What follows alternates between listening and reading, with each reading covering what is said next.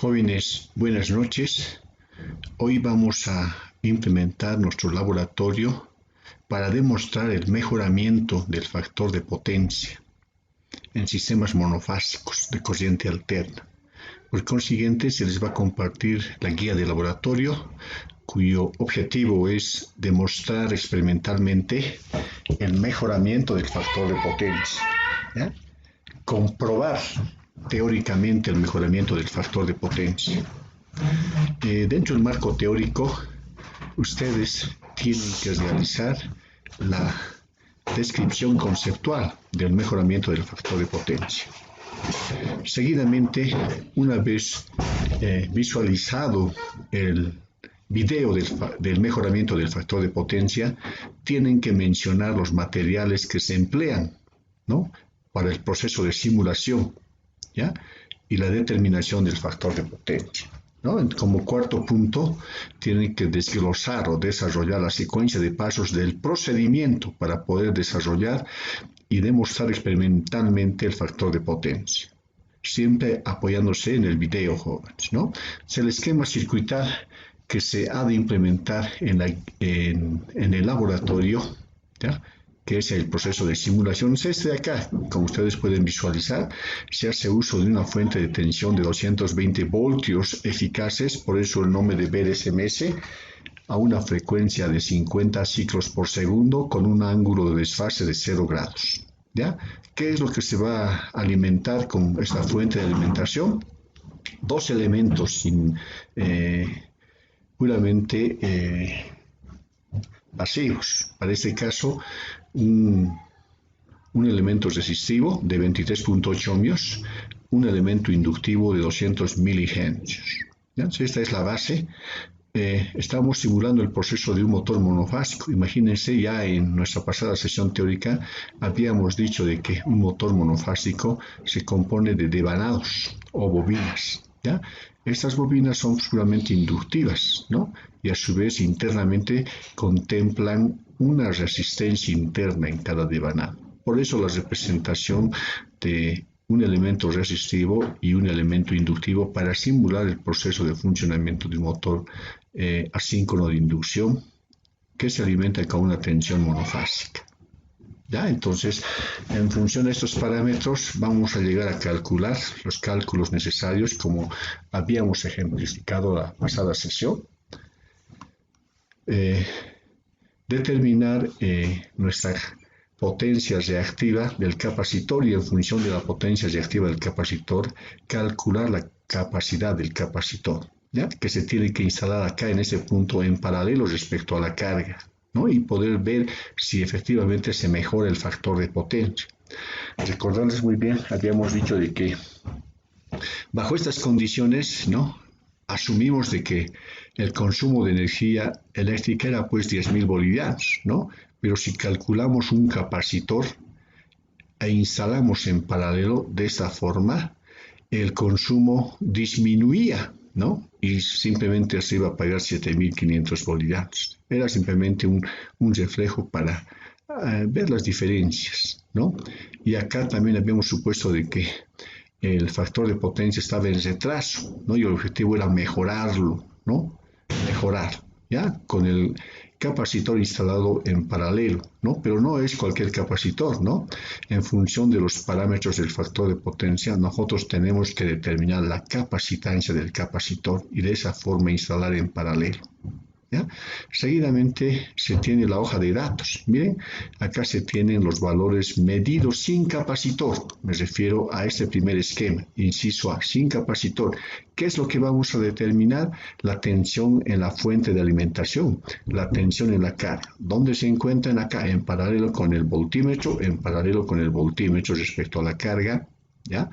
Luego la corriente de carga total que se consume, la potencia de carga y el factor de potencia, ¿no? Entonces me refiero acá, ¿cuánto de corriente consume mi carga?, ¿no? Seguidamente, determinar la potencia, ¿ya?, de los elementos de resistivo inductivo, ¿no? ¿Cuánto es la potencia? Y cuánto es el factor de potencia. Para la primera tabla de valores, ¿no? Por eso el nombre de valores medidos sin capacitor. Seguidamente nos vamos a apoyar en el segundo esquema circuital cuando ya se calcula el capacitor, ¿no? Para este caso ya se tiene instalado en paralelo y el cálculo del capacitor es pues 38 microfaradios, ¿ya? Cuyo dato tienen que demostrar ustedes operando teóricamente, con los conocimientos que ya habíamos visto la pasada sesión, ¿ya? Desde ese punto de vista, la hoja de datos respecto a los valores medidos con capacitor, ¿no? Para este caso ya es con capacitor. Necesariamente tienen que determinar, al igual que la anterior planilla, la fuente, ¿ya? La tensión que se tiene en la fuente de alimentación, la tensión en la carga, la corriente total de carga, ¿no? Y acá ya van a poder ver las diferencias. Ejemplito, si acá le llega 3 amperios, acá seguramente se mejorará, ¿no? Minimizando la corriente de consumo. Podríamos mencionar como ejemplo 1.2 amperios. O sea, ahí ya se nota la diferencia de que al instalar un capacitor en paralelo respecto a la carga, disminuye pues la tarifa de energía eléctrica. No solo eso, los factores de potencia, ¿no? Acá, ejemplito, 0.86 y acá 0.96. Recuerda nuestro caso del ejemplo, ¿no? Recuerda nuestro caso del ejemplo y comparados pues se está mejorando el factor de potencia, ¿no? Seguidamente realizamos la comparación de las cargas. La potencia de carga a inicios en este primer esquema y en el segundo deberían de ser igual, ¿no? No tiene por qué disminuir ni afectar la potencia. Por consiguiente, acá misma potencia antes del capacitor y después del capacitor. Ahora, en la primera parte del esquema circuital solo se tiene pues una corriente que circula, consume o absorbe la impedancia, ¿no? En el segundo circuito, esta corriente que absorbe la impedancia se divide en dos, ¿no? Corriente de carga y corriente de impedancia. Por eso el nombre acá de etiqueta, la corriente total es igual a la corriente de carga del capacitor más la corriente de carga de la impedancia. Como nota se tiene acá, corriente de carga total es igual a la corriente de carga del capacitor más la corriente de carga de la impedancia, ¿ya?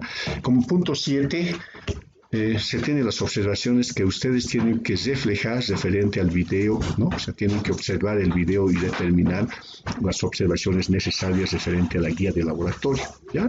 Y como punto 8, conclusiones. En función de los datos medidos del proceso de simulación que se tiene y en función de los datos calculados teóricos, tienen que pues realizar comparaciones y llegar a conclusiones.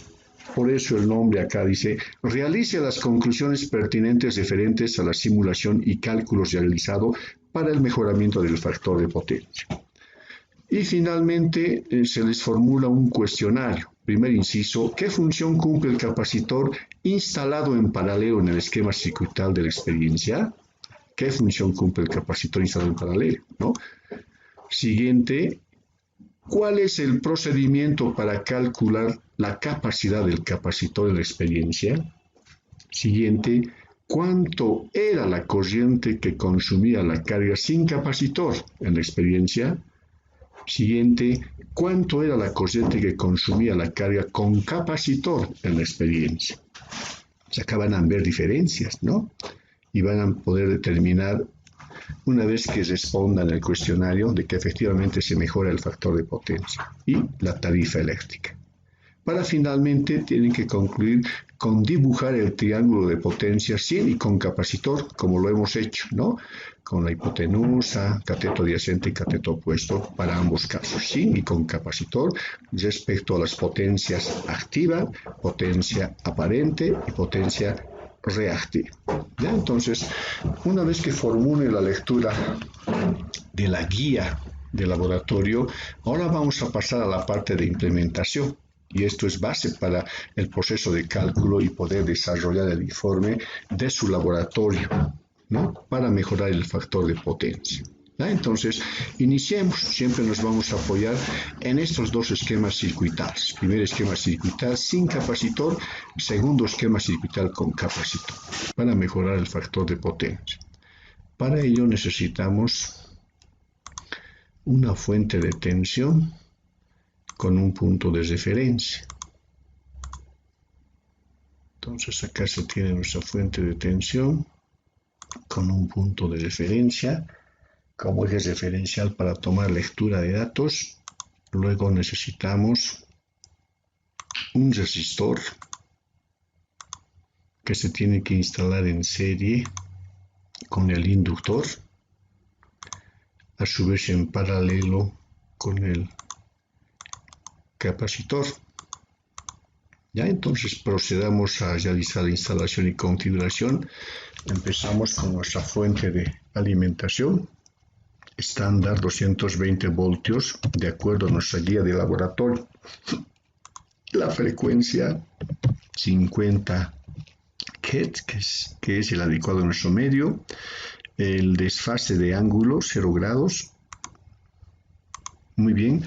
Estamos asumiendo de que es una tensión eficaz, por ello el nombre de la etiqueta BDSM-S, ¿no? Ahora rotamos el sentido de cada elemento pasivo que vamos a instalar y remarcamos el valor de cada uno de ellos. Para ello nos apoyamos en el primer circuito, ¿no? El elemento resistor 23.8, el elemento inductor 200 milihenrios, ¿ya? Entonces 23.8, ¿no? 23.8 ohmios, y el elemento inductor tiene pues un valor de 200 milihenrios. Rotamos nuestro capacitor. Nuestro capacitor, como dato, está pues en el segundo esquema circuital, 38 microfaradios. 38 microfaradios. Ahora sí, una vez determinado ya los valores de cada elemento pasivo, vamos a realizar la parte de implementación con un cableado adecuado. Realizando el cableado,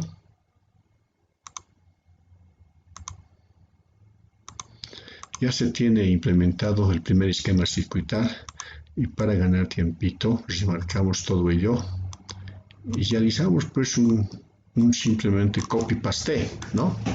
Con un clic derecho, copiar y pegar. Entonces los elementos se tienen ya instalados acá, pero con la siguiente variante, ¿no? El segundo esquema circuital tiene que tenerse instalado un capacitor en paralelo, ¿no? Y el valor de esa capacitancia lo tienen que calcular teóricamente con los datos que se visualizarán en el proceso de simulación. Muy bien, seguidamente vamos a pasar a medir la tensión de línea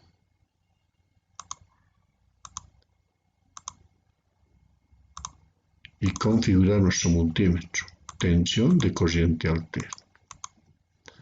Luego vamos a pasar a determinar la tensión en la carga.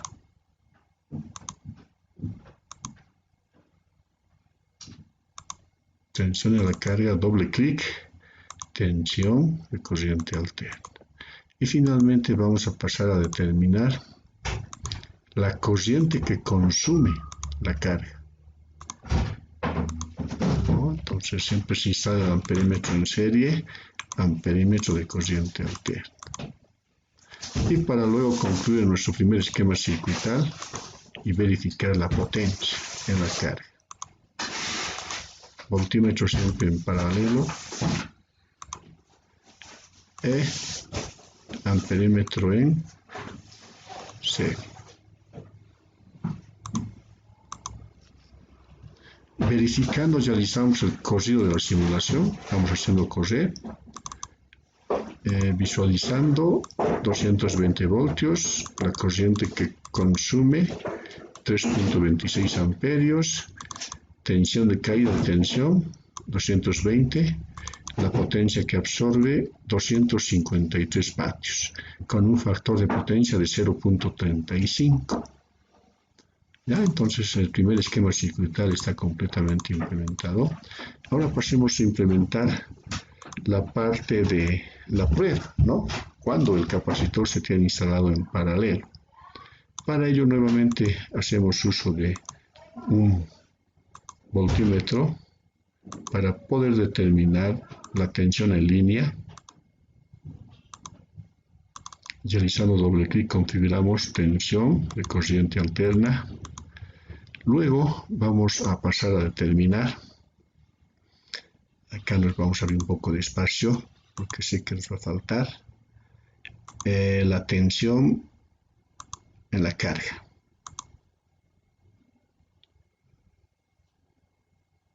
Trabajaremos de esta forma para que se pueda visualizar mejor medida. Configurando tensión de corriente alterna. Seguidamente vamos a pasar a determinar la corriente que circula en el capacitor y en la impedancia. O sea, la corriente total absorbida. Para eso instalamos un amperímetro en serie, amperímetro de corriente alterna. Luego en cada rama, ¿no? En nuestra primera rama, para ese caso del capacitor, se tiene también una corriente, ¿no? Entonces instalamos un amperímetro en serie y configuramos amperímetro de corriente alterna. Luego se tiene un consumo en la segunda rama. Entonces, para ello, instalamos otro amperímetro en serie. Realizamos doble clic para configurar nuestro multímetro para que trabaje como amperímetro en corriente alterna. Y finalmente, hacemos uso de un batímetro. ¿Para qué nuestro batímetro? Para poder determinar la potencia. ¿Ya? Siempre el voltímetro del batímetro en paralelo, ¿ya? Y el amperímetro en serie respecto a los tres elementos pasivos: impedancia y capacitor en paralelo. Y probemos, ¿no? Realizando el corrido del proceso de simulación. Lo primero que tenemos que identificar es las corrientes, ¿ya? La corriente total absorbida por la carga en el primer esquema circuital. Se tiene pues 3.26 amperios. Y la corriente total absorbida en la segunda carga. Si ustedes observan, es 1.22. ¿Eso qué significa, jóvenes? Al instalar en paralelo un capacitor, la corriente ha disminuido, ¿no? Más del 50%. Si hacemos comparaciones, en nuestro ejemplo anterior habíamos dicho de que acá se tiene un consumo mensual de 10.000 bolivianos y acá de 7.500, ¿no? Entonces, como pueden ver, sí efectivamente se mejora el factor de potencia. ¿Cómo? De la siguiente forma. Miren, las potencias deben de mantenerse constantes porque es un motor monofásico. No tiene que alterarse nada instalando un capacitor en paralelo. Veamos. Potencia 253 para el primer esquema circuital y con capacitor en paralelo 253. ¿No? Entonces, miren acá, vamos a identificar de manera adecuada las potencias, la corriente en el primer esquema circuital, en el segundo esquema circuital. Fíjense las ventajas. Instalando nuevamente un capacitor en paralelo, la corriente se reduce, o sea, el consumo de corriente es menor, por consiguiente la tarifa eléctrica es menor. Pero la potencia tiene que mantenerse constante, como podemos verificar con el uso de los instrumentos batímetros.